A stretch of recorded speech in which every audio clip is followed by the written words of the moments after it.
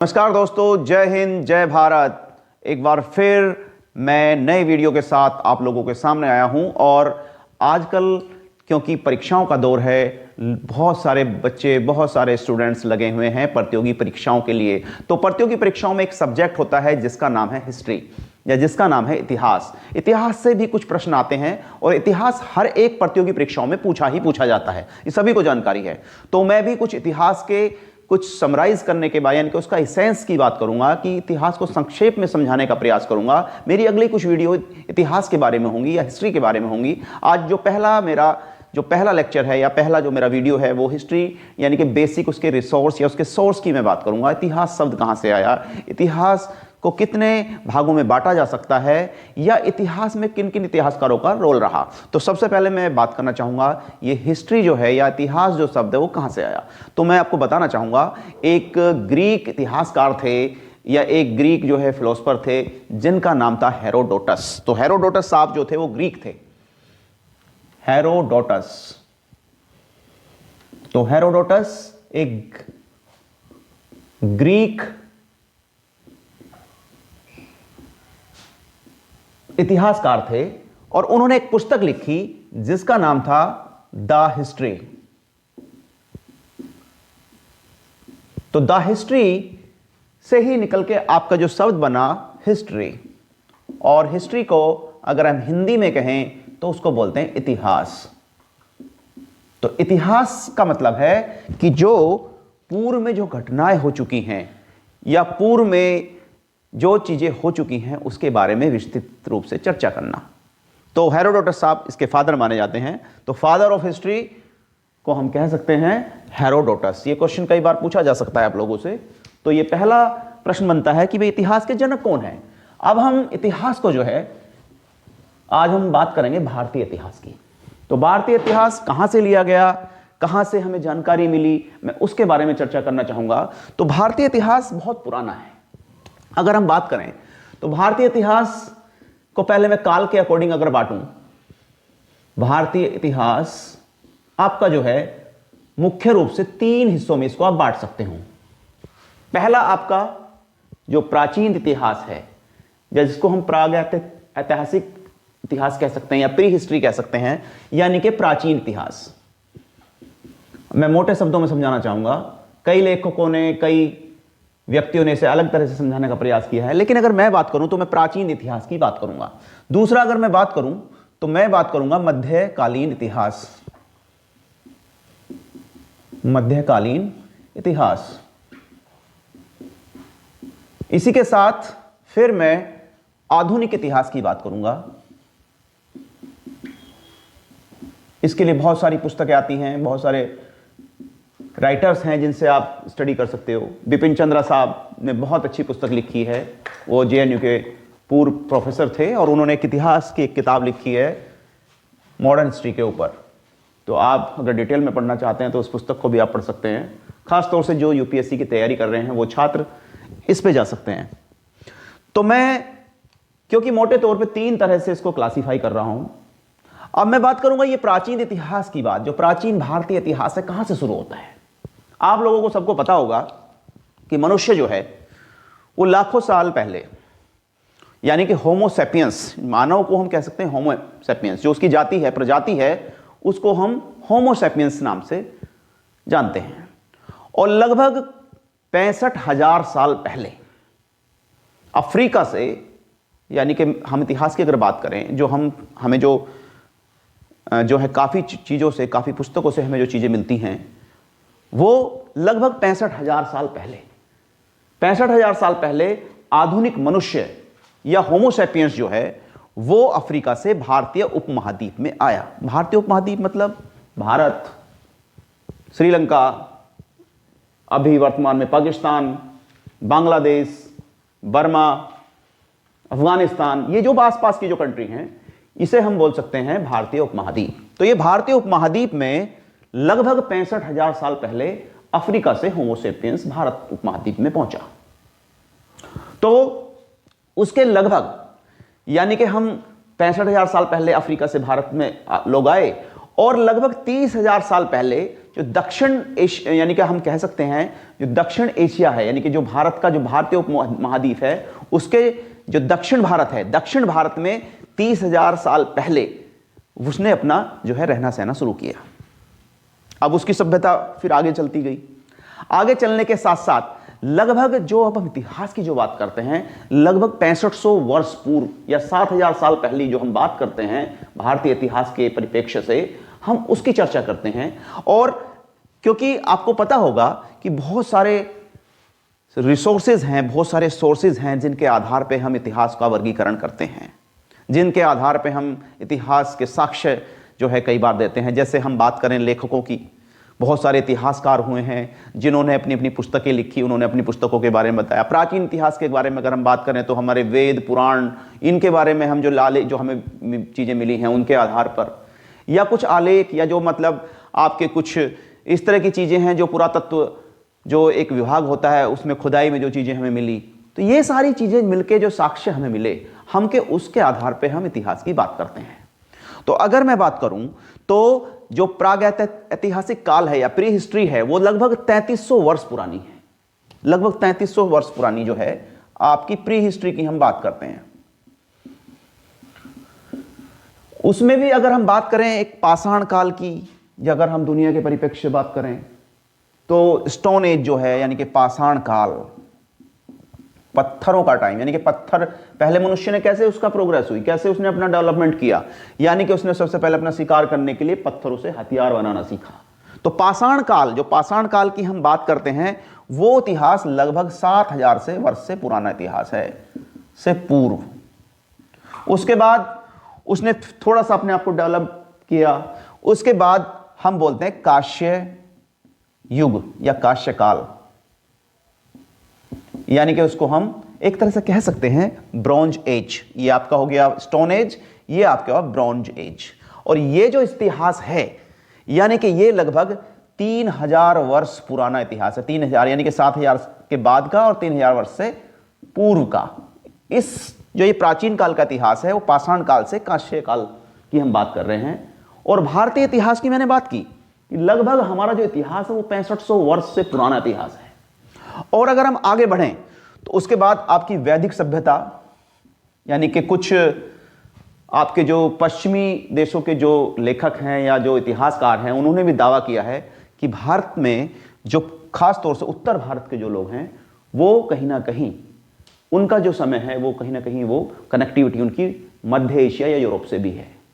तो उसके लिए वो जो काल था हमारा जो वैदिक, जिसमें वेद लिखे गए, वो वैदिक काल जो है वो लगभग 1500 वर्ष पुराना है हमारा, यानी कि 1500 वर्ष पहले जो है इस काल को हम बोलते हैं वैदिक काल। तो यानी कि अगर हम बात करें प्राचीन इतिहास के अंदर आपका पाषाण काल, कांस्य काल, वैदिक काल, ये तीनों जो हैं एक तरह से प्राचीन इतिहास के अंडर में आते हैं। और अगर हम इनके रिसोर्सेज की बात करें तो आपको मैंने बताना चाहूंगा कि जो भारत शब्द पड़ा वो कैसे पड़ा। भाई पहले तो हम इसको पता होना चाहिए भारत शब्द कहां से आया, क्योंकि भारत में एक नदी बहती है सिंधु। और जब पहली बार जो बाहर के लोग यहां आए, यानी कि ग्रीक या जो यूरोपियन लोग यहां पे आए या मध्य एशिया से कुछ लोग आए, वो उन लोगों ने सिंधु नदी के आधार पर पहली बार भारत को बोला इंडे। इंडे मतलब अंग्रेजी की मैं बात करूं तो इंडे, ये इंडे शब्द जो है पहली बार ग्रीक ने यूज किया। और वो किया क्यों? क्योंकि उनको जो सिंधु नदी थी उसको पार करके इंडिया में आना पड़ा। आपको पता होगा सिंधु नदी जो है वो आपके भारत के उत्तर भारत से पश्चिम भारत की तरफ, यानी कि अब पाकिस्तान में भी है उसका हिस्सा और भारत में भी कुछ हिस्सा है। वो नदी अब तो जनरली पाकिस्तान में है, लेकिन वो जो है उत्तर से पश्चिम दक्षिण की तरफ बहती है, फिर पश्चिम की तरफ चली जाती है। यानी पश्चिम भारत, यानी कि उस समय का जो भारत था उसमें वो पश्चिम भारत की तरफ से बहती थी। और सिंधु नदी के नाम पर इसका नाम पड़ा इंडे। धीरे धीरे फिर मध्य एशिया के लोग कुछ भारत पहुंचे, उन्होंने इसको बोला हिंदू, यानी कि हिंदू से बना हिंदुस्तान। तो यानी कि पहले इंडे, फिर उसके बाद हिंदुस्तान, और हिंदुस्तान से धीरे धीरे, क्योंकि एक और हमारी परिकल्पना है कि जो भारतवर्ष नाम पड़ा, अगर हम इतिहास में जाते हैं या हम कुछ वेद पुराणों की बात करते हैं या अपने कुछ प्राचीन जो हमारी कुछ पुस्तकें हैं उनमें जो है, हम ऐसा मानते हैं कि जो महाराजा दुष्यंत थे उनका जो पुत्र थे भरत, उनके नाम पे भारत का नाम पड़ा। तो भारतवर्ष वहां से भी कह सकते हो। और ये भारतवर्ष उत्तर में हिमालय से लेकर दक्षिण में यानी कि आपके हिंद महासागर तक फैला हुआ है। और आधुनिक भारत की अगर बात करें तो वो पश्चिम में पाकिस्तान से लेके और पूर्व में फिर आपका कुछ हिस्सा उसका जो है वो ऊपर की तरफ चाइना से लेके और उधर फिर आपका म्यांमार तक, या बीच में बांग्लादेश से भी कुछ जो है इसमें कहीं ना कहीं कनेक्ट, हमारा बॉर्डर कनेक्ट होता है। तो ये पूरा पूरा भारत है। तो भारत के 3 तरफ लगभग समुद्र है, एक तरफ हिमालय है, ऐसा है। तो ये जो आधुनिक भारत है उसमें अगर इतिहास की बात करते हैं तो लगभग 7000 वर्ष या उससे भी ज्यादा बात करें तो लगभग 10,000 वर्ष पुराना हमारा इतिहास है। उसमें इतिहास में मैंने आपको बताया कि कैसे कैसे जब अफ्रीका या फिर जो एशिया डेवलप हो रहे थे धीरे धीरे, वो पाषाण काल से फिर कांस्य काल, फिर भारत की बात करें तो 1500 वर्ष में फिर अवैदिक काल की हम बात करते हैं।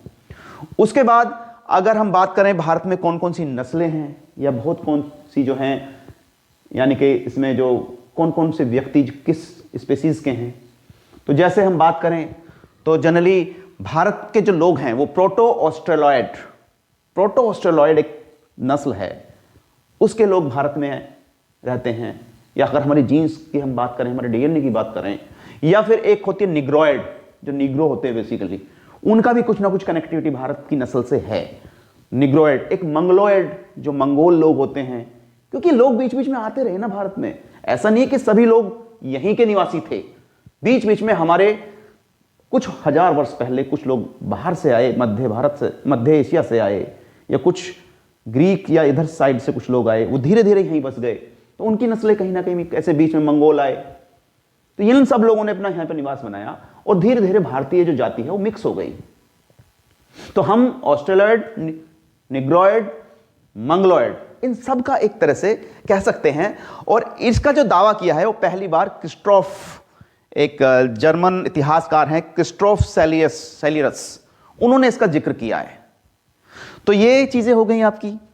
उसके बाद अगर बात करें हम अपने मध्यकालीन भारत की, तो मध्यकालीन भारत, अगर हम मध्यकालीन भारत की बात करते हैं तो ये इतिहास हमारा लगभग, यानी कि अगर हम इसकी डिटेल में जाते हैं तो मध्यकालीन भारत आपका लगभग, जो मध्यकालीन भारत लगभग अगर बात करते हैं तो वो 1200 ईस्वी से, यानी कि प्राचीन काल में एक तरह से कह सकते हैं कि वो वैसे तो ईसा पूर्व ही है, लेकिन जो ईसा पूर्व से 200 तक का जो समय है, यानी कि लगभग 200 ईसा पूर्व 200 वर्ष से लेके और लगभग 12वीं सदी तक, वो कह सकते हैं वो बीच का एक समय है जो प्राचीन और मध्यकालीन इतिहास के बीच का समय है। इसी तरह से अगर हम बात करें 12वीं सदी के बाद की बात, तो 12वीं सदी से लेके और लगभग अंग्रेजों के आने तक, उसे हम कह सकते हैं मध्यकालीन इतिहास। इसी तरह से अगर आधुनिक भारत की बात करें तो आधुनिक इतिहास भी आपका 2 तरह से डिवाइड कर सकते हो। जैसे एक तो आपका जो अभी का जो आधुनिक समय है हमारा आजादी के बाद का, यानी कि आजादी से पहले, स्वतंत्रता से पूर्व, यानी कि लगभग कह सकते हो 1857 से लेके और 1947 तक का। और जो अभी आधुनिक इतिहास है वो हो गया आपका 1947 से और अब तक, यानी कि अब तक जो हमारा इतिहास है, कौन कौन सी सरकारें हैं, कौन कौन से प्रधानमंत्री हुए, या उससे पहले अगर 1857 से 1947 का जो इतिहास है उसमें कौन कौन से आंदोलन हुए, महात्मा गांधी जी का क्या रोल रहा, और इससे अगर 1857 से पहले जो मुगल कालीन इतिहास है, या उससे पहले जो 12वीं सदी से लेके और लगभग आपका 1857, इसको हम मध्यकालीन इतिहास कहते हैं। और इससे जो प्राचीन इतिहास है वो मैंने बताया अभी, पाषाण काल, कांस्य काल, वैदिक काल, और फिर वैदिक काल के बाद बहुत सारे हमारे लोग हुए, जैसे बहुत सारी डायनेस्टी हुई, बहुत सारे वंश हुए। जैसे हम बात करते हैं खासतौर से मौर्य वंश की, चंद्रगुप्त मौर्य की बात करते हैं, हम बात करते हैं अशोका की या अशोक की, या हम बात करते हैं फिर समुद्रगुप्त की। ये लोग जो बीच में हुए, यानी कि लगभग 300 ईसा पूर्व से और लगभग 12वीं सदी तक, यानी कि ये जो हमारे 12वीं सदी से यानी कि लगभग ये जो इतिहास है वो एक तरह से हमारा प्राचीन इतिहास का ही हिस्सा है। तो ये चीजें हमने बात की। अब इसके लिए कौन कौन सी चीजें हमारे क्या क्या कहां से ये सोर्स हैं, क्या कहां से इतिहास मिला आपको, तो इसके देखो बहुत सारी इसमें जो है लोगों की अपनी अपनी राय है। कुछ लोग, जैसे हम प्राचीन इतिहास की बात करते हैं तो प्राचीन जो उसके साक्ष्य हैं, उसके साक्ष्य बेसिकली हमारे जो स्रोत हैं वो धर्म ग्रंथ हैं। जैसे धर्म ग्रंथ में हम बात करते हैं वेदों की, हमारे 4 वेद हैं। 4 वेद आपने सुना होगा, एक प्रश्न कई बार पूछा जा सकता है आपसे कि 4 वेद हैं और सबसे पुराना वेद हमारा ऋग्वेद है। आपको पता है ऋग्वेद में जो आपकी जो गायत्री मंत्र है, जिसे हम कहते हैं एक तरह सावित्री, यानी कि सूर्य की पूजा के लिए हमें गायत्री मंत्र जो मिला है वो ऋग्वेद से मिला है। ये प्रश्न कई बार पूछा जाता है आप लोगों से। अगर हम बात करते हैं कि भाई जो हमारा जो जितने भी ऋग्वेद के अंदर लगभग 10 मंडल जो लिखा गया है, वो पुस्तक जो लिखी गई है वो, यानी कि जो वेद लिखा गए हैं हमारे 10 मंडल और 1028 सूक्त हैं उसके अंदर। और अगर बात करें तो 10,462 उसके अंदर रचनाएं हैं, ऋचाएं हैं। और सूर्य की पूजा के लिए गायत्री मंत्र भी ऋग्वेद से आता है। तो यानी कि वेद, पहला वेद हमारा ऋग्वेद हो गया।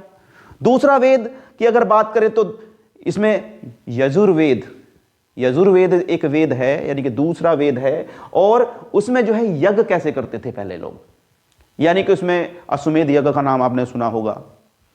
तो इस तरह के जो यज्ञ होते थे उसमें यज्ञों को यानी कि पूजा पाठ कैसे होती थी, ये सारी चीजें यजुर्वेद में हैं। यानी कि अगर सूर्य की पूजा कर रहे हैं और गायत्री मंत्र की बात कर रहे हैं जो विश्वामित्र साहब ने लिखी, विश्वामित्र ऋषि थे हमारे। और अगर हम बात करें दूसरा अगर यजुर्वेद की, तो उसमें यज्ञ कैसे होते थे तो वो बात करते हैं यजुर्वेद में। तीसरा वेद हमारा अगर बात करें तो सामवेद है, और सामवेद में लगभग 1810 सूक्त हैं। और उसमें अगर हम बात करते हैं तो संगीत की बात की गई है कि संगीत कैसे होता था, संगीत की क्या बात होती थी, ये सब कहां से लिया गया है। अगर तो इसकी बात करेंगे तो वो सामवेद में है। अगर हम बात करें आपके कि भाई पद्यों की या कृषि की या वैज्ञानिक जो हमारे कारण थे या वैज्ञानिक जो खोजें थी उनकी अगर हम बात करें प्राचीन काल में, तो वो हमारे अथर्ववेद में आते हैं। या हम कई बार जो बात कर रहे हैं कि जैसे भाई जो चमत्कारों की हम बात करते हैं, या हम एक तरह से जो वशीकरण की बात करते हैं, वो हमारा सारा अथर्ववेद के अंदर आता है। तो 4 वेद हो गए। ये 4 वेद हमारे प्राचीन इतिहास के स्रोत हैं। उसके साथ हमारे उपनिषद हैं। उपनिषद में ब्राह्मण, आरण्यक, लगभग 108 उपनिषद होते हैं। 108 उपनिषदों में मुख्य रूप से 13 उपनिषद उसमें मुख्य रूप से हैं। तो लगभग 108 उपनिषद, वेदांग भी हैं उसमें, कुछ वेदांग की बात करते हैं, और 18 पुराण, यानी कि 4 वेद, 108 उपनिषद और 18 पुराण। ये संख्या आती है, कई बार प्रश्न पूछे जा सकते हैं आपसे। ये आपके स्रोत हैं प्राचीन इतिहास के, समझे आप। दूसरा, बौद्ध जैन धर्म के कुछ पुस्तकें हैं। जैसे अगर बात करें कल्प सूत्र, जैसे हम बात करते हैं कल्प सूत्र की, तो एक पुस्तक है वो लिखी गई जैन धर्म की। जब हम बात करते हैं बौद्ध में, हम बात करते हैं भगवान बुद्ध के जो विचार थे उनकी बात करते हैं, वो भी पुस्तक में लिखी गई है। यानी कि उसमें इस तरह के जो ग्रंथ हैं हमारे, वो ग्रंथों से हम बात करते हैं। दूसरा अगर हम बात करें तो कुछ इतिहासकारों के आधार थे। मैंने आपको बताया बहुत सारे इतिहासकार हैं, जैसे हेरोडोटस नाम के एक इतिहासकार थे, उनके नाम पर हिस्ट्री की बात हुई। इसी तरह से बहुत सारे इतिहासकार भारत में आए, समय समय पे आए। जैसे हम बात करते हैं चंद्रगुप्त मौर्य के टाइम की, तो एक यानी कि आधुनिक भारत के जो एक तरह से जनक कह सकते हो, वो मेगास्थनीज को बोलते हैं। ये प्रश्न बड़ा आने की संभावना रहती है कि आधुनिक भारत के इतिहास, या सॉरी मतलब इसमें इतिहास के जो भारतीय इतिहास के जो जनक हैं, भारतीय इतिहास के जनक आप मेगास्थनीज को कह सकते हो। तो मेगास्थनीज ने एक पुस्तक लिखी इंडिका, इंडिका के नाम से, यानी कि चंद्रगुप्त मौर्य के समय में आए, उन्होंने भ्रमण किया और मगध जो उस समय का साम्राज्य था, भारत का मुख्य साम्राज्य, यानी कि वहां पे जो साम्राज्य चंद्रगुप्त मौर्य ने था और उनका जो राज्य था, उसमें उनके जीवन कैसा था, उनका कैसे उनका खान पीन था, इसके बारे में जो सारी जानकारी मिली, वो मेगास्थनीज की जो पुस्तक है इंडिका, उसमें बड़ी विस्तार से ली गई है। तो ये था आपका इस तरह के कुछ जो है ग्रीक लोग जो है यहाँ पर आए, उन लोगों ने अपनी अपनी राय लिखी। उसके बाद हेरोडोटस साहब भारत में आए। सिकंदर के समय में मैं आपको बताया था, टॉलमी और ये बाकी लोग, निराकस, ये लोग भी भारत आए। कुछ लोग, जैसे हम बात करते हैं कुछ चीनी लेखक या चीनी इतिहासकार भी भारत आए। जैसे फाहियान का नाम सुना होगा। फाहियान जो है चंद्रगुप्त विक्रमादित्य, यानी कि हम चंद्रगुप्त, ये तो आपके चंद्रगुप्त थे, आपके जो डायनेस्टी थी आपकी मौर्य डायनेस्टी, एक गुप्ता डायनेस्टी थी, और चंद्रगुप्त सेकंड जिनको हम बात करते हैं वो लगभग 300 ईसा पूर्व की बात कर रहा हूँ, या 300 ईसा के बाद की बात कर रहा हूँ, यानी कि तीसरी सदी की बात कर रहा हूँ मैं। तीसरी चौथी सदी में जो है वो फाहियान नाम के व्यक्ति यहाँ पर आए, जो चीनी थे बेसिकली। उन्होंने जो है यहाँ फाहियान साहब ने अपनी पुस्तक लिखी है, उसमें उन्होंने काफ़ी जिक्र किया उनके साम्राज्य का। ऐसे ह्वेनसांग जो है वो लगभग 7वीं सदी में भारत आए, और उन्होंने जो है भ्रमण किया, और उन्होंने बताया कि भाई ह्वेनसांग साहब ने कि जो है भारत के पद्धति के बारे में, इत्सिंग नाम के एक जो है इतिहासकार भारत आए, उन्होंने यहाँ की चर्चा की। इसी तरह से समय समय पे बहुत सारे इतिहासकार, जैसे मार्को पोलो साहब आए, इब्न बतूता आए। तो ये जो लेखक हैं इन्होंने अपनी पुस्तकों में लिखा है कि भाई क्या क्या चीज़ें थी इस समाज में, या कैसे कैसे भारत की जो परंपरा थी उसके बारे में उन्होंने लिखा। तीसरा, अभिलेखों की बात करते हैं। अभिलेखों में बहुत सारे अभिलेख ऐसे हैं जिनके आधार पे भारतीय इतिहास के बारे में जानकारी लेते हैं। तो मैंने आपको बताया कि जो ये इतिहास है वो कितनी तरह से आप उसको क्लासीफाई कर सकते हैं, क्या क्या इतिहास के सोर्सेज हैं, और कहाँ से कौन कौन सी चीज़ें ली गई। तो ये वीडियो शायद आपको समझ में कुछ ना कुछ आएगा, और जो इतिहास सब्जेक्ट के बारे में आपको समझने के लिए ये वीडियो काम आएगा। तो मैं इस तरह की वीडियो आगे भी बनाऊंगा। आगे मैं बात करूंगा आपके प्राचीन इतिहास की अलग से बात करूंगा, मध्यकालीन इतिहास की अलग से बात करूंगा, और आधुनिक इतिहास बहुत बड़ा विषय है, इस पर भी एक वीडियो बनाने का प्रयास करूंगा मैं आगे। तो अगले वीडियो तक के लिए मैं आपसे लोगों से विदा लेना चाहूँगा। तब तक के लिए नमस्कार।